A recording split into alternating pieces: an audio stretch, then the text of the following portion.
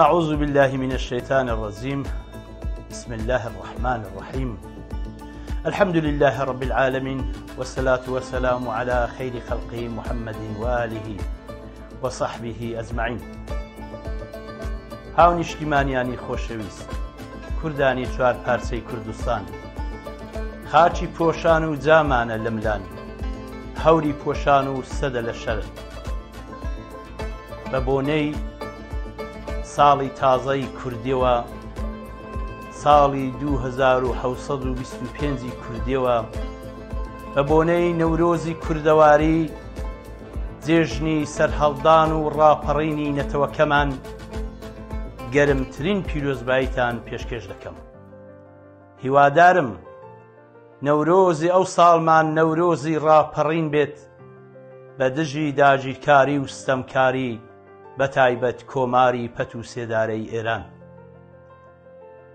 بۆ باسکردن لەسەر مژاری نەورۆز کە چەند دۆست و هاوڕێ داوایان کردووە سەبارەت بە بەرپەرستدانەوەی هێندێک دەنگۆی کە مامۆسای ئاینی مەسئەلەی نەورۆزی بە ئیسلامەوە گرێداوە و بە حەرامی زانیوە، منیش لێدوانێک لەسەر ئەو بابەتە بدەم بە شێعرێکی پیرەمێردی سەربەرز و قارەمانی گەلەکەمان دەست پێ دەکەین کە دەفەرمێت: ئەم ڕۆژی ساڵی تازەیە نەورۆزە هاتەوە، جەژنێکی کۆنی کوردە بەخۆشی و بەهاتەوە.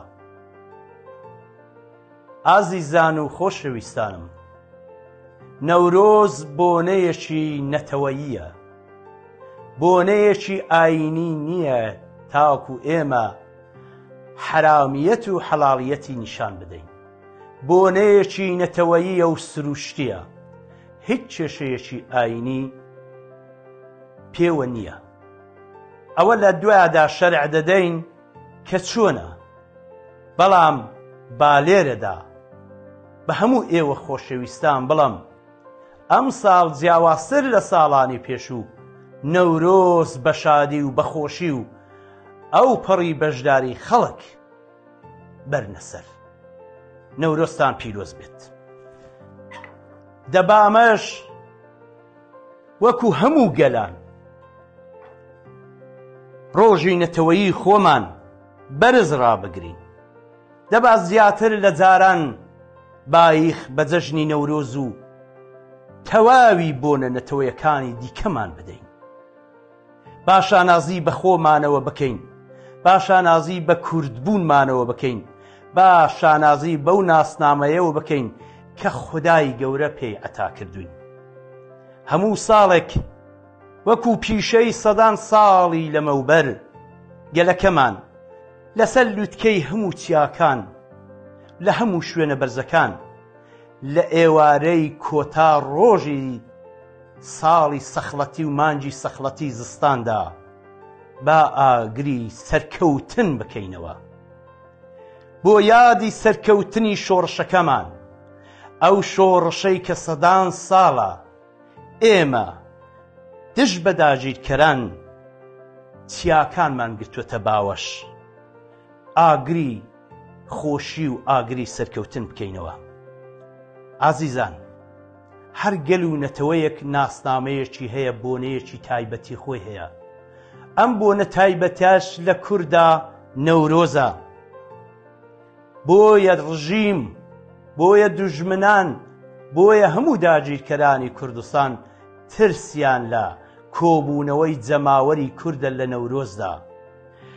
هەموو پیلان و هەموو جۆرە تەرفەندێکیان بەکارهێنا کە پێش لە نەورۆزی کوردەواری بگرن، بەڵام نەیانتوانی و بە چۆک داهاتن. ئێستاکە کە نەورۆز تێکەڵاوی مانجی ڕەمەزان بووە، ئێستاکە کە نەورۆز بۆتە نەورۆزی خاچی پۆشان، ئێستا کە نەورۆز بۆتە نەورۆزی جامانە لەمل، مەبەستێکی سیاسی لەخۆ گرتووە. ترسی دوژمنیش سەدقات بووە. بۆیە بەهاندانی کۆمەڵێک خۆفرۆش، بۆیە بەهاندانی کۆمەڵێک گوشکە ئیسلامی، بۆیە بەهاندانی کۆمەڵێک بەکرێگیراوی سەر بە شۆڤێنیەتی نەتەوەی دوژمن دەیانهەوێت بە تۆمەتی حەرامبوونی نەورۆز خەڵک لەم بۆنە سارد بکەنەوە، یا بە تۆمەتی ئەوەی کە نەورۆز لە ڕەمەزاندایە و تاوانە خەڵک لەم بۆنە سیاسیە سارد بکەنەوە. ناحەزانی گەل و نەتەوەکەشمان کاتێک لەم هەوڵە ناڕەوایانەدا شکەستیان هێنا، پەیانایان بردۆتە بەر ئاین و لە پەنای ئایندا دەیانهەوێت جۆش و حەماسەتی خاچی پۆشی ئەمساڵی گەلەکەمان سارد بکەنەوە.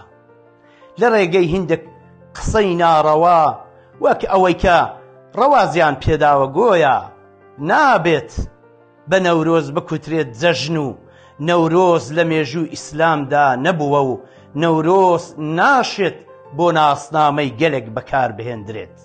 وە زۆر شیریکە لەم بابەتەدا کە ئەوە نەورۆز کەوتۆتە ڕەمەزان و حرامە. پێویستە ئێمە لێشی جیا بکەینەوە کە نەورۆز جێژنی نەتەوەییە نەکو جێژنێکی ئاینی، جێژنێکی کوردەواریە و پەیوەندی بە حرامیەت و حەڵاڵیەتی بابەتی ئاینیەوە نییە.